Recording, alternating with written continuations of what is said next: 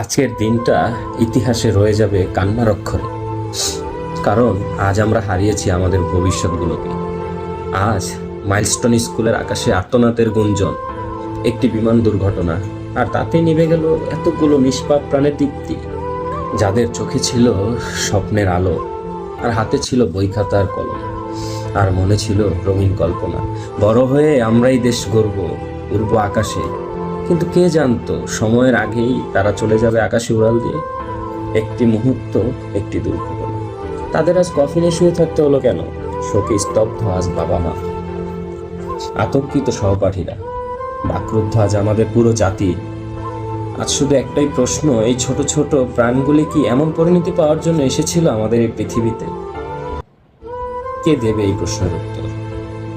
মহান আল্লাহ তাআলা ওই পিতামাতাদেরকে ধৈর্যশীলদের অন্তর্ভুক্ত করুক, তাদেরকে ধৈর্য ধরার তৌফিক দেখ।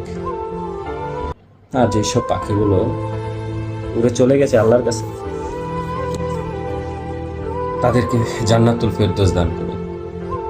আর যারা এই মর্মান্তিক দুর্ঘটনায় হাসপাতালের বিছানায় শুয়ে যন্ত্রণায় কাতরাচ্ছে, তাদেরকে আল্লাহ পাক সুস্থতা দান করুন। মহান সৃষ্টিকর্তার কাছে এর চাইতে বেশি আর আমাদের এখন কিছু চাওয়ার নাই, বলারও নাই।